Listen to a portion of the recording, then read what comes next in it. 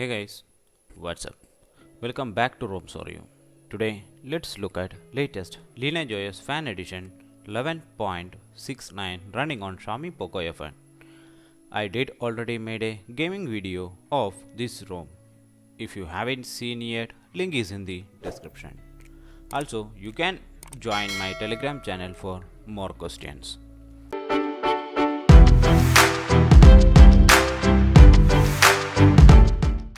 To begin with, let's quickly get into about font session. As you see, the build is LineageOS Fan Edition. The version is 11.69 and it is based upon Android 11. The ROM does got 5th May 2021 security patch and the kernel they are using is perf. I did notice a funny thing here. There is also an option to select official and unofficial, your own self. By seeing this, I am kind of missing this option in unofficial Corvus 16.0. If this option was there, users could have set it as official and switch quiet instead of recent official build of Corvus OS. So moving forward, under security session, the ROM does include all fingerprint, IR face unlock, app lock and more. Everything here works pretty great. Fingerprint is faster enough and face unlock does its job. Out of the box, the ROM is encrypted. Moving forward, under System Settings, you will get the OTA update option. You can get the security update from here. But I did notice the check was getting failed by saying network error, where I don't have any network issues. The developer option and reset or backup options are also present here.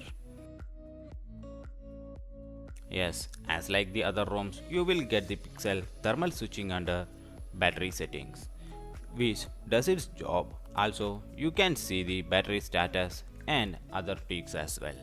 If you see, the ROM is not Google Play Protect certified out of the box. Also, safety net CTS profile check is failed. The QoS panel contains many tiles which are useful. It doesn't have that mind-blowing numbers of tiles, but has what is required for a normal usage. You will get a screen recorder which allow you to record internal audio plus microphone at a time. After enabling it, I didn't face any issues. The app opening animations are pretty smooth.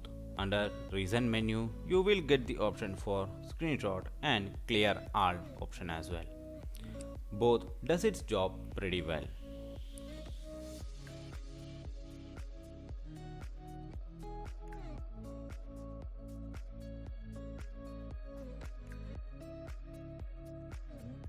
The ROM does has the Android 12 model honor display at the settings panel and there is no option for hiding notes under display, but the option is present under developer option and it does its job with command gesture bug. You already know the solution if you have seen my previous videos.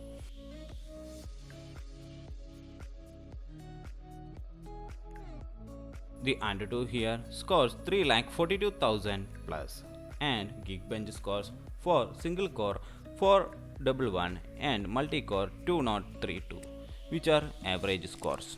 Now let's talk about the cons and pros. The first one is safety net.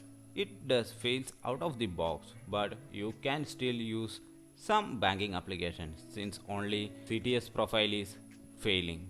And the next one is this build is not a gaming build. You can game but moderate. Don't even think about for hardcore gaming. If you already saw my gaming test, the minimum FPS was 28 and average FPS was 50. But you won't get any rendering issue or touch lags. Those were pretty great. And the next is display cutout. The display cutout is still buggy here, but you can solve it by restarting your phone. The main highlight of this ROM is that this is the first LineageOS build I felt like worth trying. Everything was pretty decent. Smooth experience, there is no major bugs, decent RAM management. ROM can give you easily a day of screen on time with average usage. On top of everything, you will get near to stock Android experience.